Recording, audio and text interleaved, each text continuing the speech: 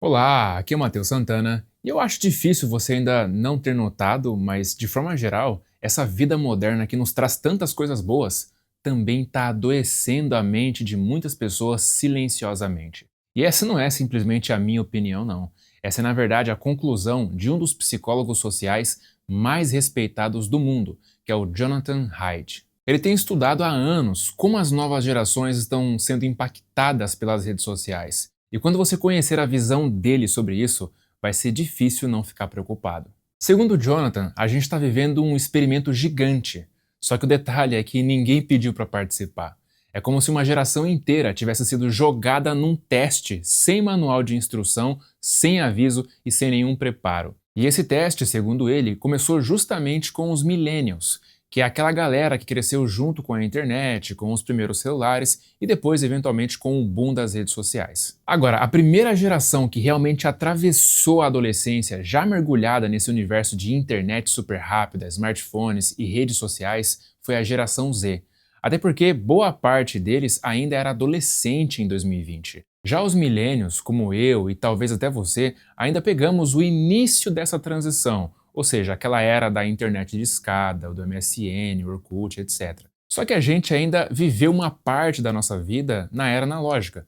Já a geração Z não, eles cresceram dentro desse novo ambiente hiperconectado desde cedo. E infelizmente, eles acabaram se tornando, sem querer, as verdadeiras cobaias de uma revolução social gigantesca. Porque se você for parar para pensar, antes deles, a socialização era algo muito mais local. Você conversava com os vizinhos, com colegas de escola, com a família, etc. Já com a internet banda larga e depois com as redes sociais, tudo isso mudou completamente de escala. Então imagina uma molecada que até pouco tempo atrás só tinha contato com 20, 30 pessoas no seu dia a dia e que de repente se vê agora conectada a milhares de pessoas compartilhando informação o tempo inteiro. E o problema é que isso não é uma mudança superficial, é uma transformação profunda na forma como a gente aprende, como a gente se compara, busca aprovação e até na maneira como a gente forma a nossa própria identidade. Porque pensa comigo, quando você é adolescente, você está justamente naquela fase de descobrir quem você é. E aí, em vez de lidar só com a pressão da sua turma ou da sua família, você está lidando com um palco global, com gente que você às vezes nem conhece, comentando e julgando cada coisinha que você posta. E o mais curioso é que isso não aconteceu de forma lenta, foi um salto muito repentino. Então, enquanto as gerações anteriores iam absorvendo mudanças aos poucos, essa galera pegou uma pancada de novidade de uma só vez, com Instagram, Facebook e TikTok, tudo isso bombando ao mesmo tempo e todo mundo tentando aprender a viver nesse ambiente hiperconectado. E o pior, sem nenhum manual de boas práticas para preservar a saúde mental. E o maior problema é que não deu tempo de preparar nem os pais, nem os professores e nem os próprios jovens para lidar com esse novo cenário. Então, de repente, você tinha uma geração inteira moldando sua vida social em cima de métricas digitais que viraram quase que uma moeda de valor pessoal. E foi aí que começaram a aparecer os primeiros efeitos mais pesados nas pessoas, como crises de ansiedade, depressão, comparação social exagerada e a dificuldade de separar quem você é de verdade daquilo que você mostra online. E diga-se de passagem, se você hoje sente que tem um mau hábito de ficar tempo demais no celular, nas redes sociais, nos jogos, na pornografia ou o que for e quer mudar isso, eu gravei e disponibilizei gratuitamente a aula mais importante que você precisa assistir para mudar esses hábitos. É o primeiro link da descrição, é só você clicar e assistir. Bom, o Jonathan fala que quando a gente analisa os números, a virada fica muito clara, porque a partir de 2012, quando o celular com internet e principalmente as redes sociais viraram o padrão, os índices de ansiedade, depressão e até coisas muito piores começaram a subir de uma forma assustadora entre adolescentes. E o dado mais alarmante é que isso acontece muito mais forte entre meninas do que entre os meninos. E aí vem a pergunta: por que essa diferença tão grande? A resposta está no tipo de ambiente que cada um escolhe. Os meninos, de forma geral, mergulham mais nos videogames. Claro, isso também gera certos problemas quando em excesso, porque também pode gerar isolamento e dependência. Mas dentro dos jogos, ainda existe um senso de cooperação e até uma competição saudável em grupo. É um tipo de socialização que, mesmo sendo virtual, ainda tem certos benefícios que os protegem emocionalmente. Já as meninas acabam passando muito mais tempo em redes sociais, como o Instagram e o TikTok, e é aí que está a principal diferença. O Jonathan explica que existe um conceito chamado agressividade relacional. E enquanto os meninos tendem a expressar essa agressividade de forma mais direta e física, as meninas geralmente fazem isso de um jeito mais sutil, por meio das relações, como por exemplo com comparação, exclusão, fofoca, busca por status e aceitação. E isso não é algo novo, não. Esse tipo de comportamento sempre existiu, só que antes ficava restrito ao espaço físico da escola, do bairro ou da turma de amigas. Só que agora, com as redes sociais, esse tipo de agressividade ganhou palco e amplificador, porque tudo acontece diante de uma plateia, e o problema é que não dá para desligar isso. Antes, se rolasse algum tipo de problema na escola, você ia para casa, respirava e se desconectava daquilo por algumas horas, pelo menos, ou talvez até por alguns dias.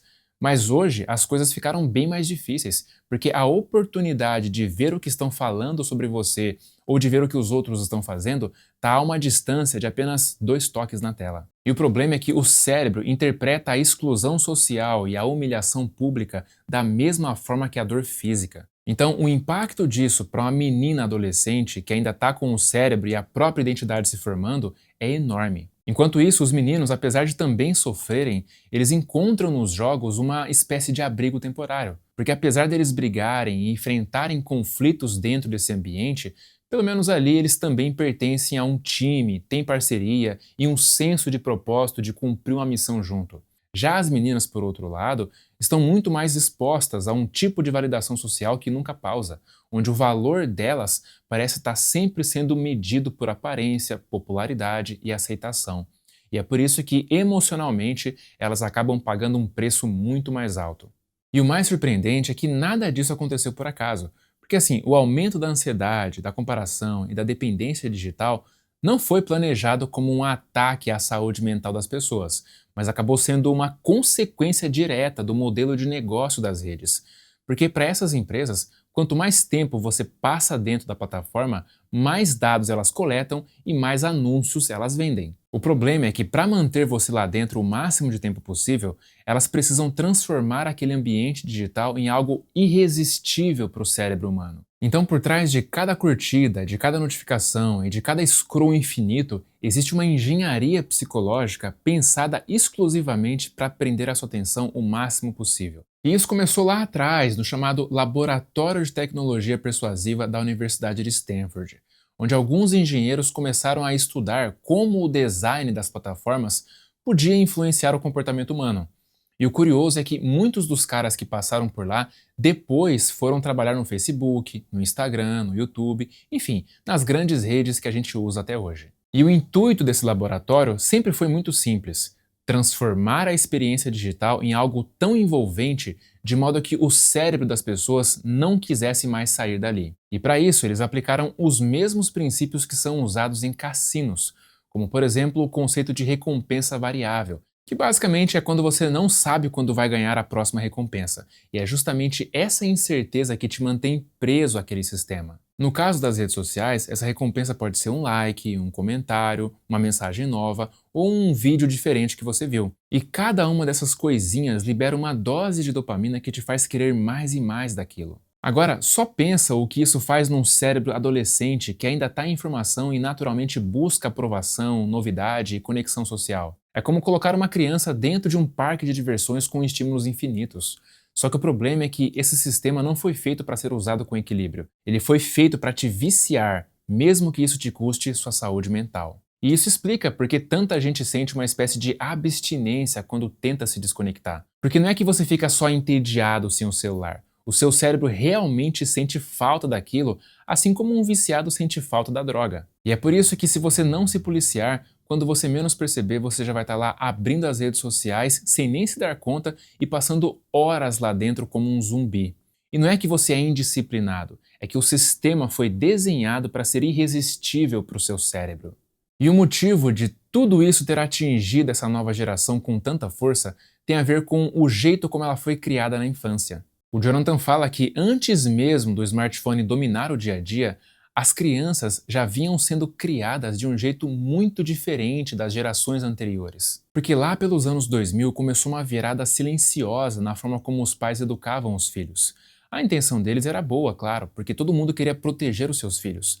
Só que o efeito disso foi o oposto. Porque por causa disso, as crianças começaram a viver em bolhas cada vez mais controladas. E aí coisas simples como andar de bicicleta até a esquina, brincar na rua, resolver uma briga com um colega ou até se entediar foram sendo substituídas por atividades sempre supervisionadas e com adultos por perto o tempo todo tentando garantir que nada desse errado e que tudo fosse o mais seguro e previsível possível. E o problema é que quando você tira da infância esses micro desafios do dia a dia, você também tira a chance delas desenvolverem coragem, resiliência e tolerância ao desconforto. E foi justamente essa geração emocionalmente mais frágil que recebeu de bandeja um mundo digital feito para sugar a atenção e gerar dependência. Então agora pensa na cagada, você junta uma geração que teve uma infância hiperprotegida e que não aprendeu a se autorregular emocionalmente, com uma tecnologia que oferece prazer imediato o tempo todo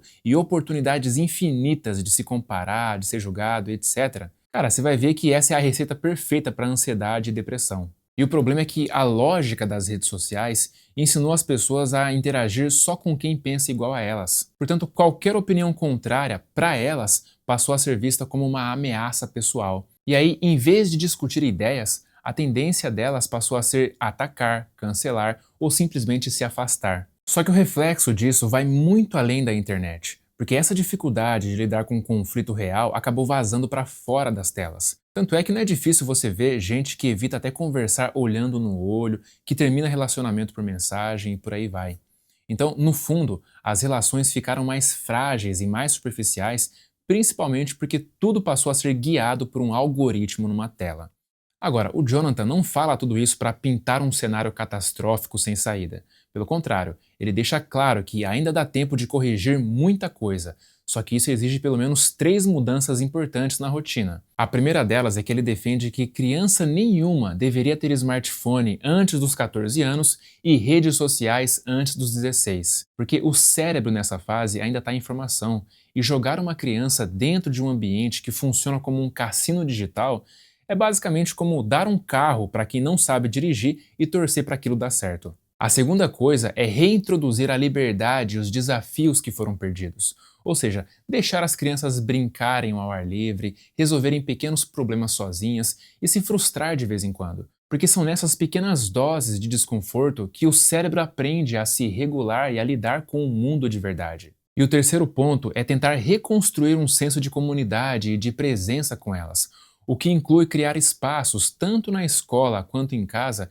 onde as pessoas possam estar juntas de fato, sem uma tela no meio, e estimular hobbies, esportes, conversas ou qualquer outra coisa que reconecte o corpo com o que de fato é real. Então, no fundo, a gente precisa reaprender a viver fora da tela, porque se o ambiente digital está estragando a mente de um monte de gente, nós precisamos intencionalmente priorizar ambientes reais que supram as nossas necessidades básicas de atenção, conexão, segurança e interação humana. Mas assim, a intenção desse vídeo não é te aconselhar a excluir suas redes sociais ou parar de usar o celular, porque essas tecnologias não são intrinsecamente ruins. Elas apenas têm um alto potencial de serem ruins. Só que se você souber usá-las com estratégia, elas podem ser uma maravilha. E mais uma vez, se você tem maus hábitos com relação ao uso do celular, por exemplo, ou qualquer outra coisa, e realmente quer mudar isso, clica no primeiro link da descrição para assistir minha aula gratuita, porque eu tenho certeza que ela vai te ajudar. Um forte abraço e até a próxima!